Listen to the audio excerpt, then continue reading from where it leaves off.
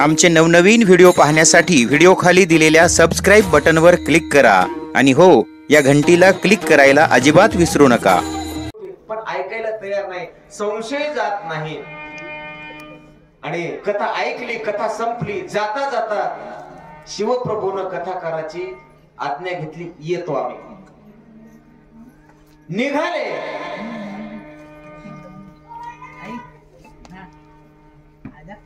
सुनी संग बिदा मांग त्रिपुरारी. मुनीला नमस्कार केला आणि चलतो म्हणले. आणि जात असताना महाराज पार्वती मातेचा उल्लेखच दोह्यामध्ये टाकला नाही टाकला.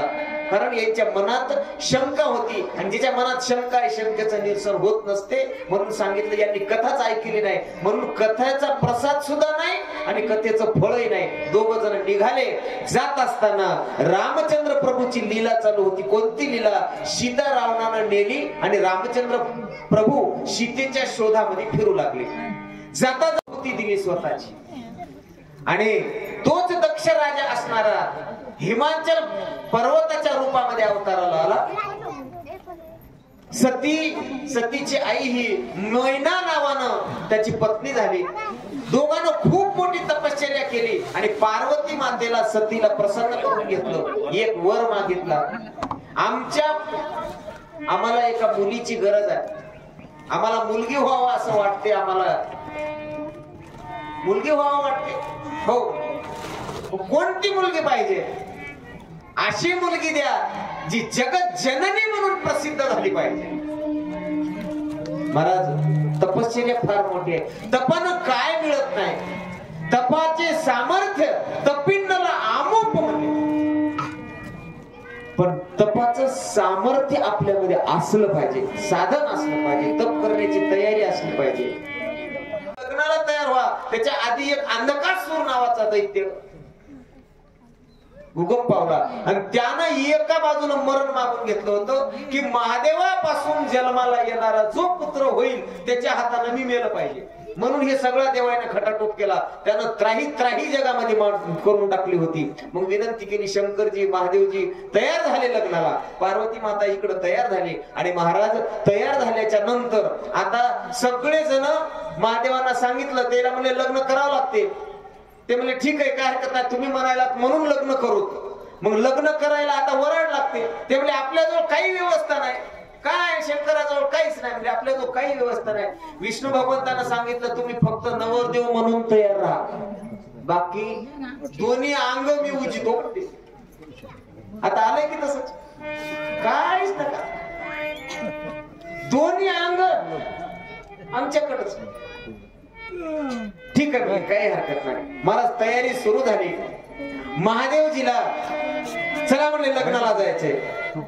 आणि जात असताना महाराज शंकरजी निघाले.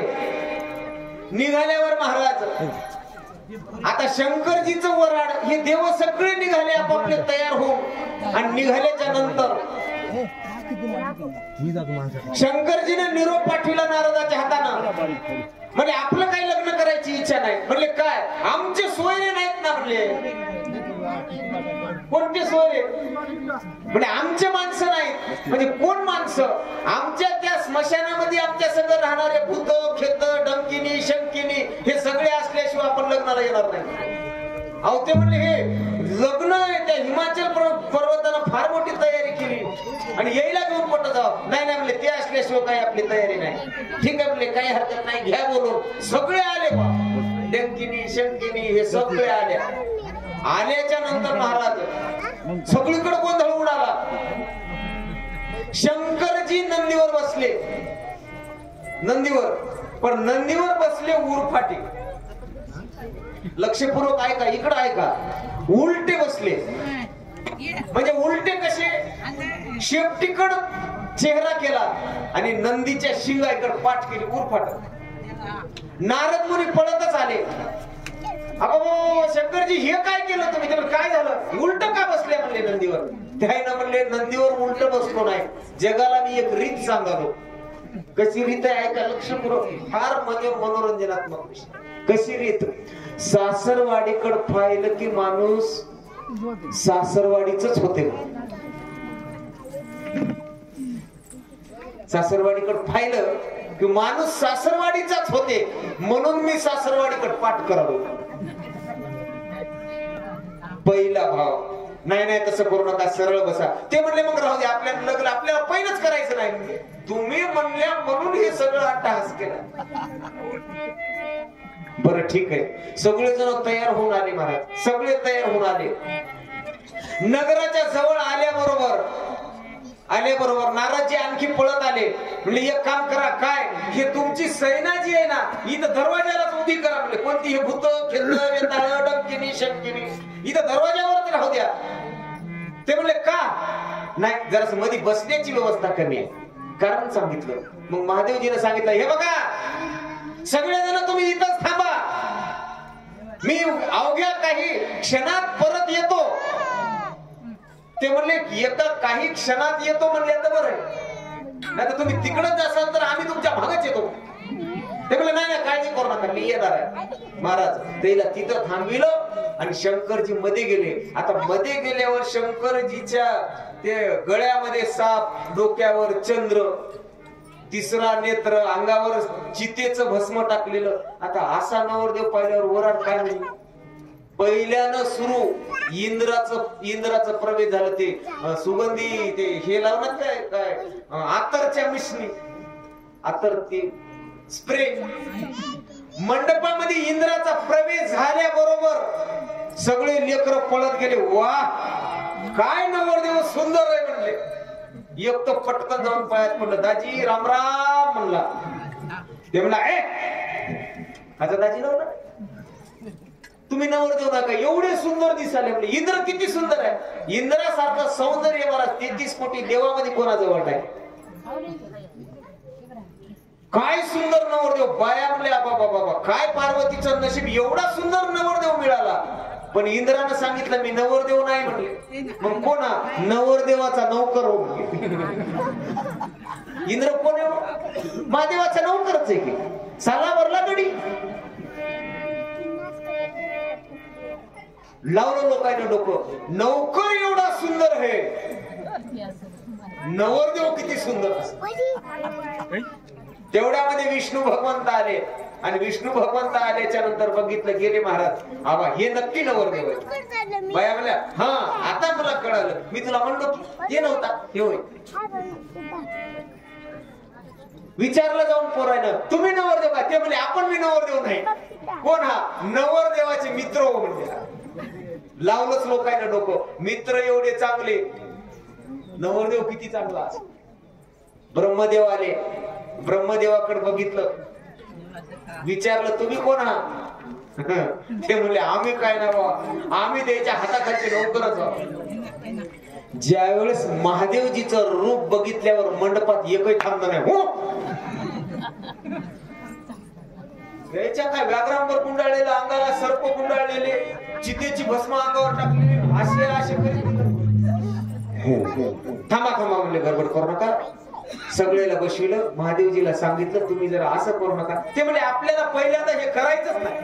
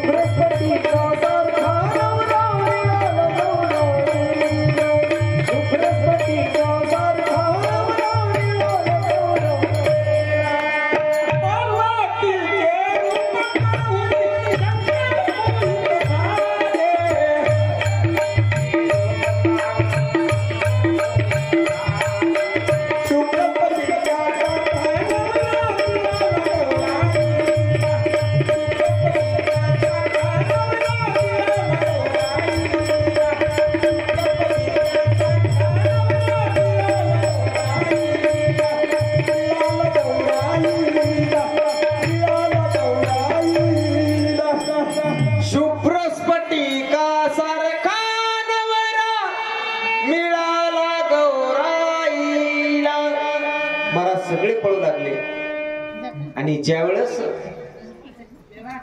पार्वतीची आई ओवाळायला गेली त्या आत्या संग आत ओवाळणे रे, नाही काय त्या कमानी जवळ गेल्याबरोबर गळ्यामध्ये जे साप होता की नाही, तिनं साप पाहिला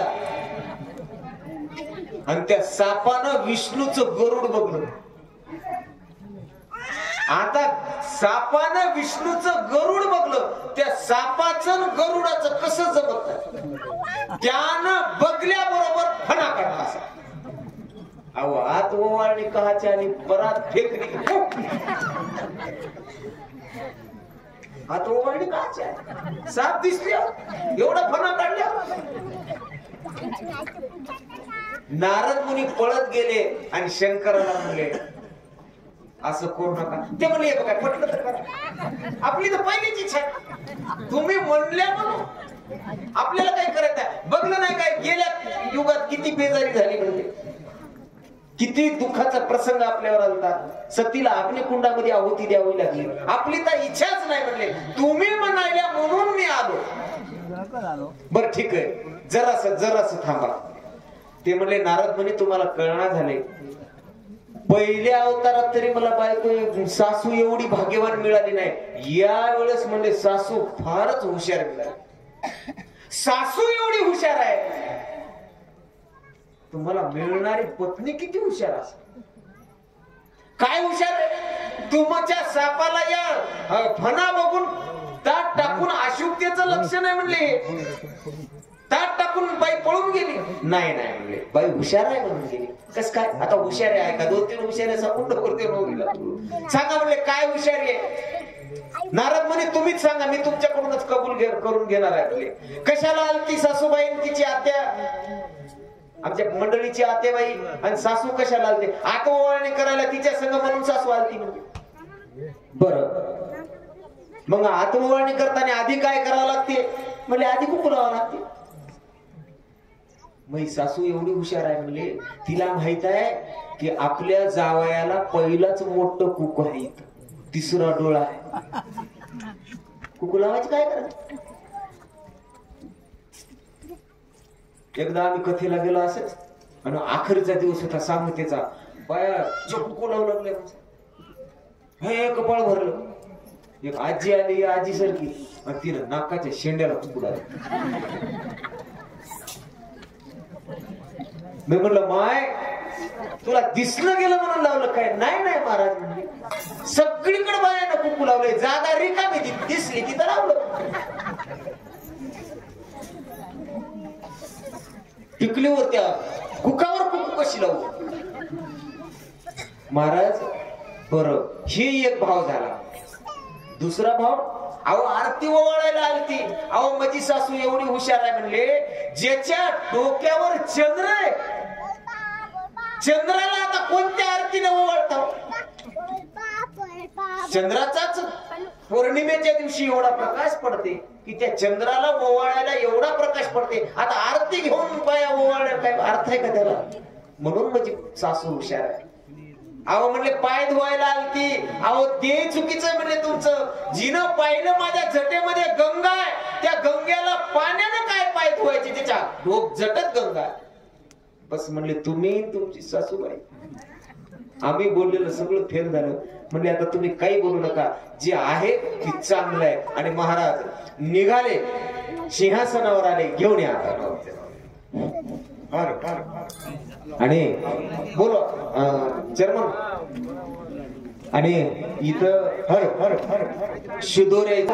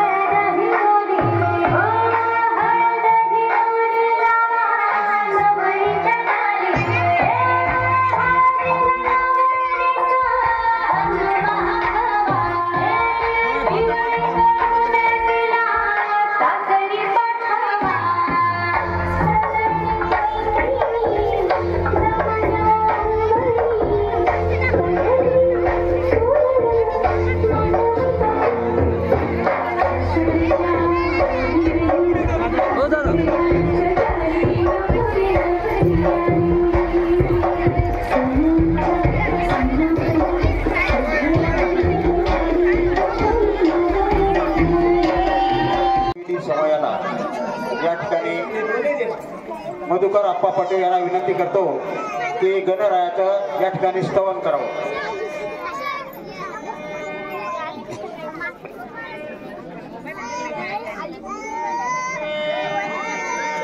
वक्रतुंड महाकाय सूर्यकोटी समप्रभ निर्विघ्नं कुरु मे देव सर्वकार्येषु सर्वदा सर्वमंगलमंगले सर्वार्थसाधिके त्र्यंबके गौरी नारायणे नमस्तुते.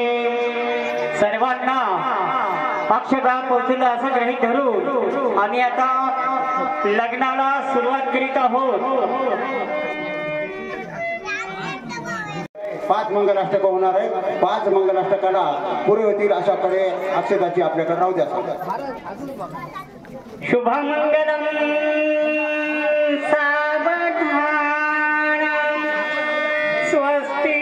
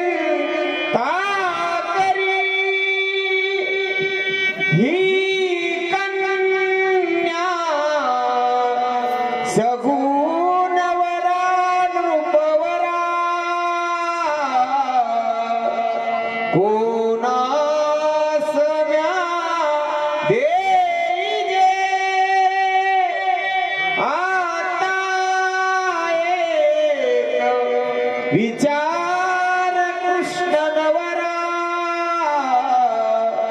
त्यासी समर उमरे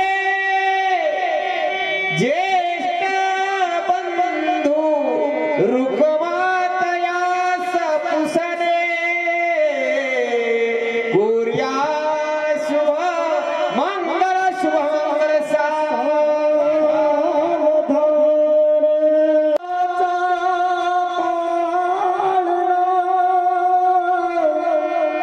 दोन्ही डोळ्याचा ऐना डबीतील कस्तुरी जशी तशी वाढ लाडाची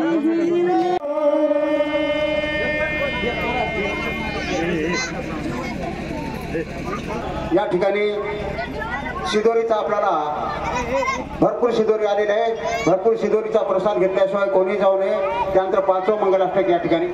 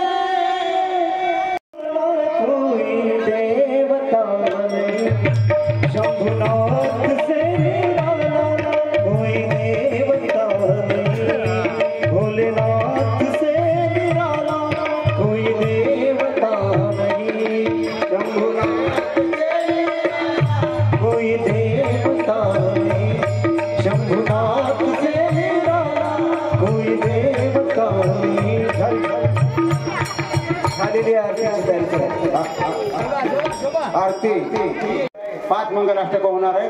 5 मंगलाष्टकाला पुरे होतील अशाकडे अक्षताची आपल्याकडे राहू द्या. शुभमंगलम सावधान स्वस्ति श्री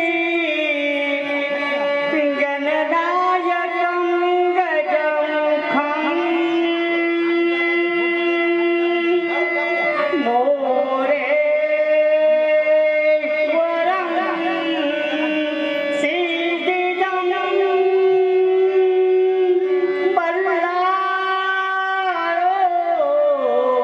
मुरडकं विनायकहं चिन्तामणि स्तेवरं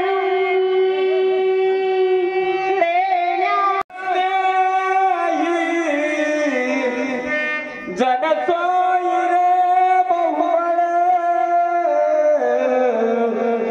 लेती सुनाचा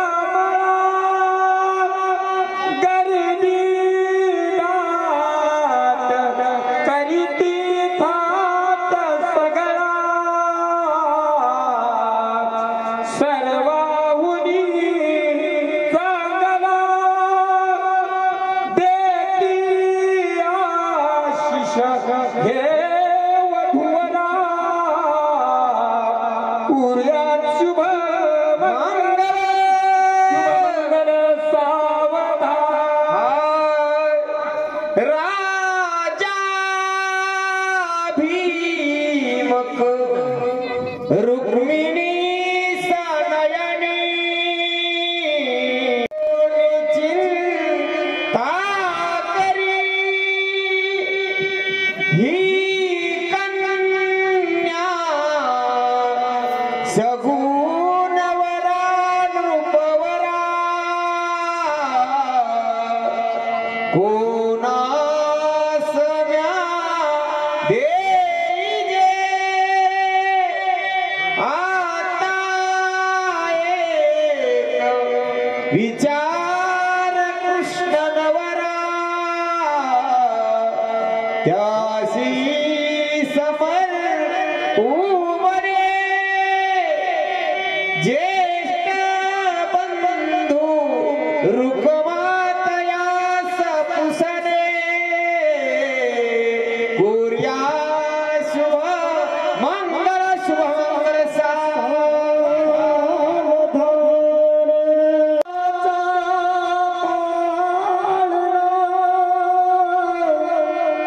दोन्ही डोळ्याचा आयना डबीतील कस्तुरी जशी तशी वाढ लाडाची सुहासिनीबाई येऊन समोर शिदोरी सोडा.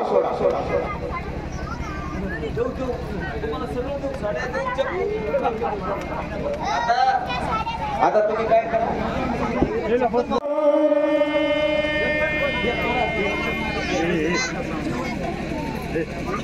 या ठिकाणी शिदोरीचा आपल्याला भरपूर शिदोरी आलेले आहे. भरपूर शिदोरीचा प्रसाद घेतल्याशिवाय कोणी जाऊ नये. त्यानंतर 5वं मंगलाष्टक या ठिकाणी